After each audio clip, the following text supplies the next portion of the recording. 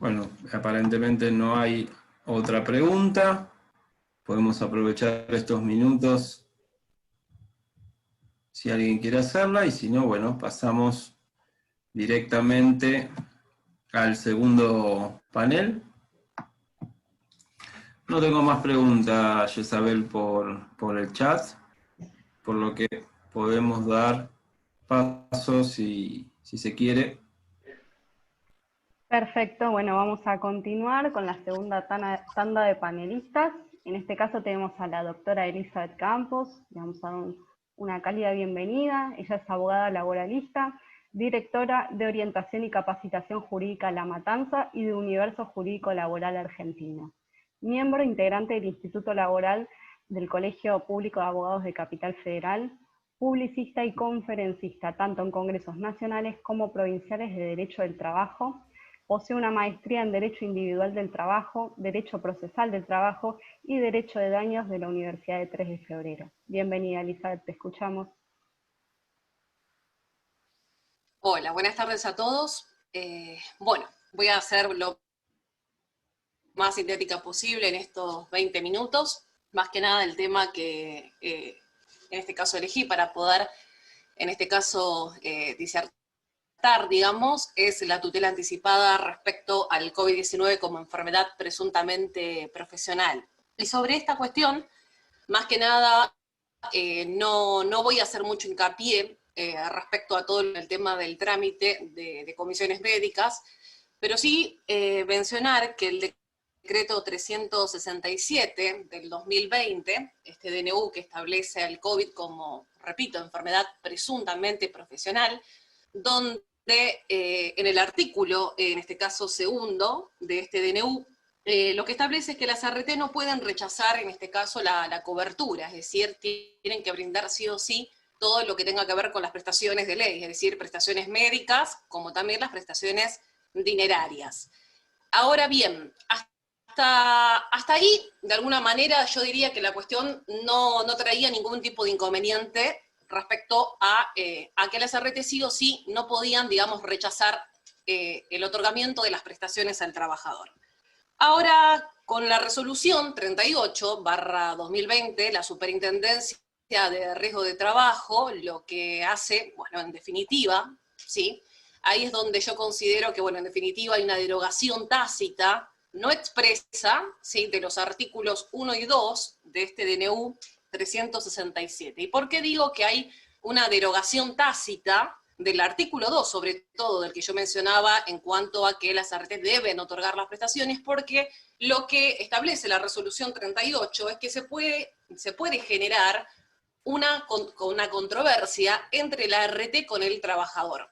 Para lo cual, digamos, la Superintendencia de Riesgo de Trabajo tiene un plazo de 48 horas para resolver esa controversia que se suscite. Es decir, que ya no es tan automático esto de alguna manera, por así decirlo, otorgar las prestaciones. Y por otro lado, en el caso de que la Superintendencia de Riesgo de Trabajo resuelva en contra del trabajador, por así decirlo, en esa controversia suscitada, la resolución 38 no establece nada que tiene que hacer el trabajador, es decir, si tiene alguna vía recursiva, por lo cual lo que se entiende ante ese vacío, de alguna manera, que establece la resolución 38, que estoy en este momento, digamos, explicando, uno entiende de que, claro, obviamente tendrá que seguir el trámite para el reconocimiento de una enfermedad no listada. Ahora, eso es, en primer punto, una crítica, digamos, que, bueno, realizo a este tema de la resolución, ¿no? 38. Y otra cuestión también importante a tener en cuenta es respecto a las exigencias que se le pide o se le exige tanto al personal de salud como a los trabajadores esenciales, ¿sí? Es decir, donde un requerimiento que me parece que bastante, de alguna manera, que no es tan sencillo, ¿sí?, de alguna manera de conseguir, que es el diagnóstico que tiene que, de alguna manera, presentar el trabajador, que tiene que estar emitido por una entidad autorizada, es decir, no cualquier diagnóstico va a aceptar la ART. Ese diagnóstico tiene que estar autorizado por el Registro Nacional Registro Nacional Federal de Establecimiento de Salud. Me parece que hubiera sido mejor para el trabajador me refiero, en esta cuestión, me parece que cargarlo al trabajador de llevar ese peso, de conseguir ese certificado que tiene que estar de alguna manera autorizado por este registro, bien podía haber estado a cargo de los prestadores, en este caso de los distintos prestadores de la ART. Y por otro lado, le exigen un montón de requerimientos formales que tiene que cumplir conforme a la resolución 38, por lo cual no es nada sencillo el trámite que prevé de alguna manera, en este caso la superintendencia, para que se reconozca el COVID como enfermedad presuntamente profesional. Ahora, no me quiero detener en cuanto a lo que es todo el procedimiento de comisión, porque en realidad considero en esta cuestión que nosotros, a mí en particular, me llegan muchos casos de personal de salud, me refiero a enfermeras, médicos, trabajadores esenciales, contagiados, y la realidad que entiendo que este camino, de alguna manera, de pasar por comisiones médicas, me parece que no es, de alguna manera, lo más rápido, por así decirlo, en un derecho fundamental, derecho humano, como es el derecho a la salud. Considero que todo esto de lo que está de alguna manera previsto dentro de lo que estoy mencionando, es un laberinto bastante complicado, y la realidad es que uno necesita claramente una respuesta rápida. Sin ir más lejos, hablamos de la salud, ¿no? Y justamente de aquellos que están poniendo, como quien diga, su cuerpo, ¿sí? en este periodo, en este tiempo, de alguna manera, de pandemia, ¿bien? Entonces, por eso, lo que hablaba digamos, del título, por eso hablaba de la tutela anticipada, y lo que me ponía de alguna manera también a pensar en varias cuestiones, por otro lado, en cuanto al DNU, y acá también quiero dejar, para pasar rápidamente a hablar sobre, de alguna manera, las alternativas que tenemos nosotros, digamos, los operadores del derecho, para poder conseguir una tutela anticipada en este tipo de casos. Me refiero a la cobertura, porque tengo muchos casos, y vuelvo a repetir, donde no le están otorgando la cobertura a el personal de salud contagiado, ni también a aquel que realiza actividad esencial, que tampoco el DNU 367 debió hacer una diferenciación entre ambos, porque sí la realiza. Y lo realiza porque, inclusive, en cuanto a lo que tenga que ver con el trabajador de salud, la presunción dice que va a operar hasta que finalice lo que sería la emergencia sanitaria, que está de alguna manera regulado por el decreto 360, es decir, esa presunción va a operar hasta el 12 de mayo del 2021, mientras que para los trabajadores esenciales, la presunción, de alguna manera, va a regir hasta lo que dure el ASPO. También ahí no entiendo por qué se hace esa diferencia, más allá de que muchos me digan, sí, doctora, lo que pasa es que el personal de salud claramente que está más expuesto. Realmente no me parece que haya sido una buena técnica en ese punto. Por otro lado, también me pongo a pensar qué pasa con el personal de salud que está encubierto a través de distintas figuras de fraude laboral. Y ahí también los quiero dejar pensar a los colegas, obviamente, que están de alguna manera, muchas sabemos muy bien que hay muchos médicos, personal de salud que están de alguna manera, por así decirlo, la relación laboral encubierta a través de figuras de fraude laboral, como puede ser, ya sea en este caso monotributo y todo lo que conocemos, distintas figuras. ¿Están dentro de la cobertura de este DNU 367? Por otro lado, ¿qué pasa con las actividades que fueron habilitadas? Porque actividades como inclusive las de nosotros. Nosotros somos también, obviamente, es una actividad del ejercicio de la profesión de la abogacía, es actividad habilitada. Me pongo a pensar, digo, ¿qué pasa con aquellas actividades que fueron habilitadas? ¿También están dentro del DNU 367? Eso también deja un vacío bastante importante. O sea, lo dejo como en signo de interrogantes, porque yo tampoco tengo la respuesta, porque el DNU no dice nada respecto a esta cuestión, el DNU 367, por lo cual veremos qué va sucediendo a la marcha. Ahora, rápidamente, lo que considero que en este punto, y por eso hablaba de la tutela anticipada, que lo que yo estoy haciendo es, en este tipo de casos, considero que tenemos que, de alguna manera, empezar a utilizar estas herramientas que ya obviamente nosotros ya conocemos, que es lo que yo le llamo, todo este tema de la tutela anticipada, los procesos urgentes, sea el amparo con medida cautelar, o como también puede ser, en este caso, las medidas, en este caso, innovativas autónomas, o bien las medidas autosatisfactivas.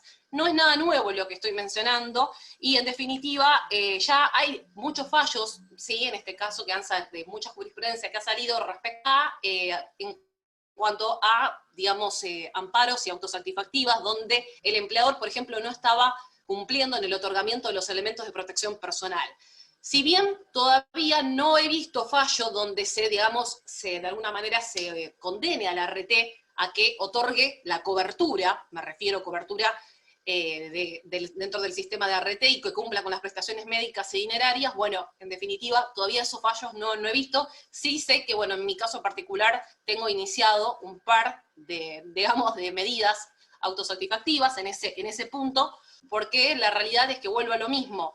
Me parece que seguir todo este trámite de laberinto de comisiones médicas, donde el trabajador tiene que pasar por distintas barreras, es decir, tiene que luchar con una barrera que es con la ART en primer punto, luego tiene que luchar con la superintendencia de riesgo, luego con la comisión médica jurisdiccional, luego con la comisión médica central, y finalmente la última barrera es la justicia, lo cual me parece que no es el camino.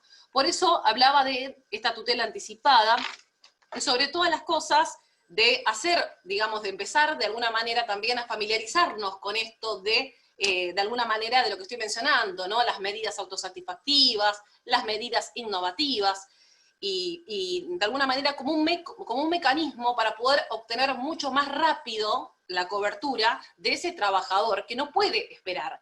Como diría, bueno, Peirano, que fue uno de los que de alguna manera empezó, bueno, Peirano es el que habla del tema de las medidas autosatisfactivas, y aquí me parece importante, él habla de la jurisdicción oportuna. Nosotros siempre, cuando hablamos de la definición de justicia, siempre decimos dar a cada uno lo suyo. Sí, está bueno dar a cada uno lo suyo, pero en tiempo oportuno, porque de nada serviría tener, por así decirlo, llegar a tener un resultado tardío desfavorable para ese trabajador.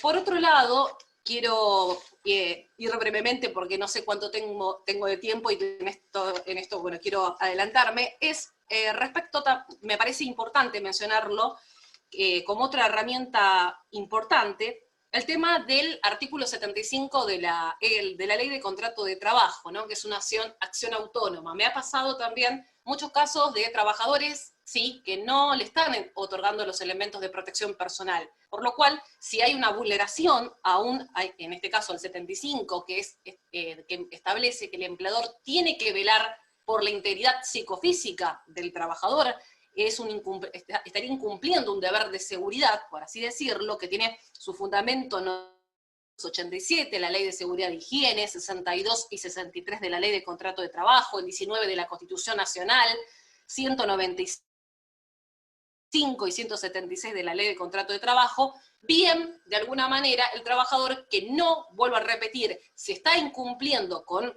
los deberes de seguridad, puede tranquilamente rehusarse y retener tareas sin que ello implique la pérdida de remuneración alguna. Es decir, si ese trabajador, vuelvo y no quiero ser redundante, no le están otorgando los elementos de protección, o está en peligro, obviamente, su vida, su integridad, entendida psicofísica, que tranquilamente, bueno, lo que yo hago muchas veces es redactar telegramas y directamente lo que hago es fundamentarlo con el 75 de la Ley de Contrato de Trabajo para que retenga tareas, y no, obviamente, y que conlleva, obviamente, también el hecho de que no pierda remuneración alguna, lo cual también uno lo puede, junto con el artículo 1031, que nos habla del Código Civil y Comercial, cuando nos habla de la suspensión de cumplimiento, y el artículo nos habla también de la tutela preventiva, ¿no? Es decir, articulamos el 75 de la LST, el 1031 y el 1032 como herramientas que tiene. Yo no voy a trabajar porque realmente acá está en peligro mi vida, mi integridad psicofísica. Entonces, me parece como una herramienta importante para mencionar. Bueno, por otro lado, con respecto al 75, quería mencionar algo que, bueno, muchas veces no veo que no se nombra tanto en esta cuestión, y respecto al tema de las enfermedades profesionales, ¿no? Más que sabemos que con este DNU 367 tenemos digamos, como que crea una cuarta categoría, ¿no? Porque en principio tenemos regulados accidentes itíneres, enfermedades profesionales, ¿sí? Que pueden estar listadas, no listadas, y luego tenemos a estas enfermedades presuntamente profesionales DNU 367. Yo lo que de alguna manera también veo es que muchas veces nosotros nos ceñimos a una concepción muy restringida en lo que es la definición que otorga la 24.557 cuando define enfermedad profesional, y tenemos una definición mucho más amplia, el doctor, al convenio 155 de la OIT, convenio importante que la Argentina ha ratificado en agosto del año 2011, y también adicional, que es una norma supralegal, por lo cual esto es importante, forma parte de nuestro orden constitucional, por así decirlo, conforme al artículo 75 del inciso 22 de la Constitución, y me parece que en este punto deberíamos también ir a la definición de enfermedad que establece de alguna manera prevé el 155 de la OIT, y los invito a que lean el artículo 1, porque es una definición mucho más amplia, donde define a la enfermedad de alguna manera profesional, contenida por la exposición a factores de riesgos de la actividad laboral. Por lo no ceñirnos a esto de solamente que la enfermedad profesional es esa patología que tiene que guardar un nexo causal con las tareas que desarrolla el trabajador. Porque bien, en la definición que realiza el artículo 1 del convenio 155 de la OIT, nos habla también de los factores de riesgo, y sabemos muy bien que el trabajador a múltiples factores de riesgo, sí, pueden ser químicos, físicos, biológicos y demás, lo cual entiendo yo que también es importante que, digamos, podamos emplear esta definición mucho más amplia, no solo en cuanto a la definición propiamente dicha de enfermedad profesional, sino también en cuanto a la definición que hace el convenio respecto al lugar de trabajo, ¿no? Que lo hace desde un enfoque mucho más amplio, ¿no? Vuelvo a repetir, es una norma supralegal también, que es posterior a la ley 24.557, y me pareció fundamental en este caso poder de alguna manera citarla. Para finalizar rápidamente, porque seguramente ya estaré en el tiempo en el límite, lo que quería mencionar era con respecto al tema del trámite de las enfermedades, en este caso del COVID, ¿no? Que es una enfermedad obviamente no listada, en cuanto a si es necesario este tema del tránsito para, digamos, pasar a comisiones médicas. No quiero meterme mucho en esta cuestión porque el doctor Branculi va a analizar el fallo Marchetti, pero sí, más que nada, lo que quiero dejar en claro, dejar en claro que de lo que es el trámite de enfermedad profesional no listada, como también el trámite de reingreso de tratamiento del trabajador, ¿sí? Son, digamos, trámites que no se encuentran dentro del título primero de la ley 27.348, ¿sí? Por lo cual no estarían de alguna manera estos dos trámites que estoy mencionando, por así decirlo, dentro de esta obligatoriedad de tener que pasar por las comisiones médicas obligatorias. Además, por otro lado, la resolución de la Superintendencia 899/2017, que es aclaratoria de la resolución 298/2017, explicita y nombra 4 trámites. Nombra al rechazo de contingencia, a la determinación del carácter laboral de la contingencia, pero para enfermedades listadas. Por otro lado, también a la determinación de incapacidad, a la divergencia en la determinación de incapacidad y a los acuerdos que se celebren por incapacidad laboral permanente o fallecimiento. En ningún momento las resoluciones de la SRT reglamentarias mencionan a estos trámites de reingreso de tratamiento y sobre todo a los que a nosotros nos importa por este tema del COVID-19, que son enfermedades, que vuelvo a repetir, que no están listadas, ¿no? Es más, cada una tienen su distinto marco normativo que lo regula. Las enfermedades no listadas están reguladas por el artículo 6, apartado 2, inciso B, de la ley 24.557, que ha sido sustituido por el decreto 1278/2000, y el reingreso de tratamiento regulado por la resolución 179/2015.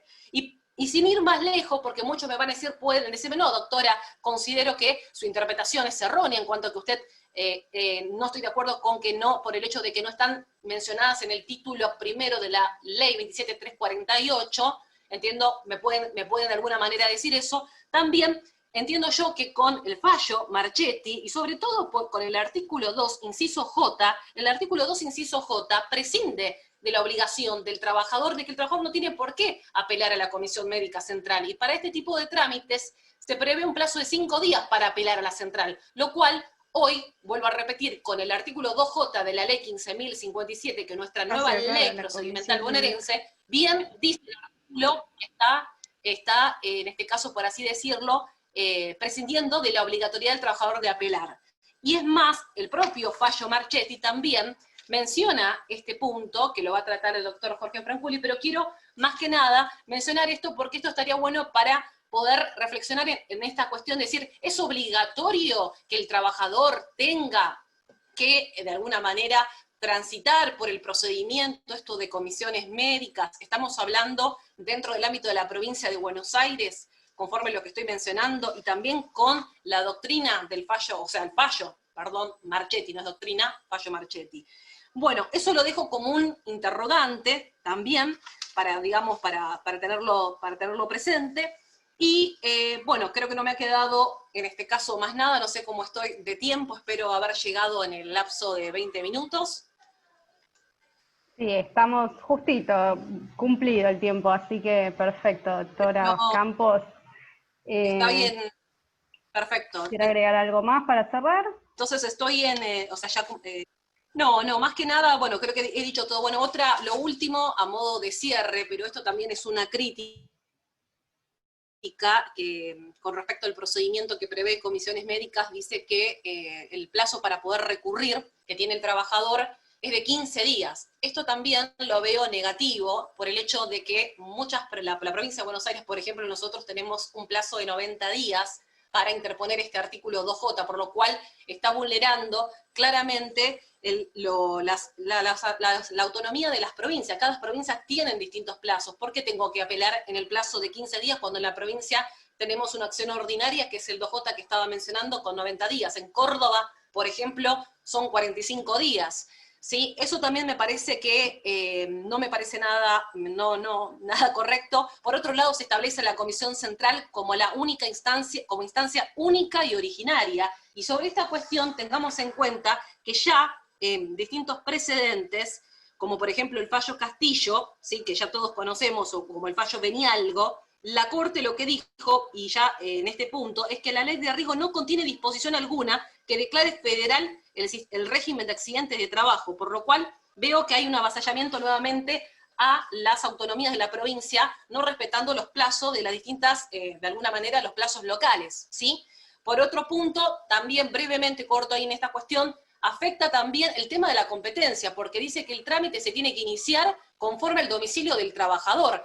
Y yo me pongo a pensar, ¿qué ocurre para aquellos casos en donde el trabajador quizás está realizando tareas, por ejemplo, actividad minera, pesquera en otra provincia, que tiene que venir hasta el domicilio donde está, digamos, asentado su domicilio para iniciar el trámite de comisiones médicas? O sea, en definitiva, se fija el domicilio del trabajador y va en contra de la propia competencia que marca la 27348, que prevé una triple opción: domicilio del lugar de trabajo, domicilio del trabajador o domicilio en el que se reporta, dejando solamente, de alguna manera, la posibilidad de iniciar el trámite conforme al domicilio del trabajador.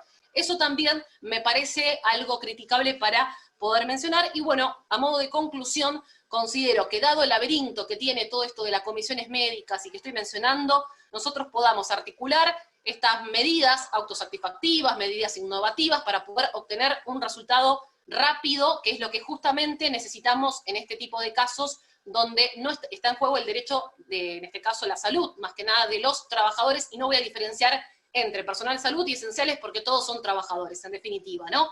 Y por otro lado, tener en cuenta las herramientas del 75 de la LST y lo que hablaba de la tutela preventiva para aquellos casos en los cuales esté en riesgo la salud del trabajador. Y bueno, que nosotros obviamente podamos articular este tipo de mecanismos y familiarizarnos mucho más, porque las comisiones médicas realmente, el excesivo rigor formal que piden, requerimientos, ya lo ha dicho la Corte en el fallo Coladillo, me parece que no es la solución. Así que bueno, le agradezco en este caso, bueno, a todos que me hayan podido escuchar, y bueno, espero haber terminado en el lapso de 20 minutos, que para mí, que hablo mucho, es bastante complicado, pero bueno, espero haber llegado el mensaje de esta exposición. Muchas gracias. Bueno, Elizabeth, muchas gracias. Por acá agradecen tu claridad, las explicaciones que das, así que bueno, agradecerte. Y ahora vamos a seguir con la siguiente panelista invitada, que es la doctora Daniela Fabier. Ella es Es abogada, cuenta con un doctorado en Ciencias Jurídicas y Sociales, es relatora de la Suprema Corte de Justicia de Mendoza.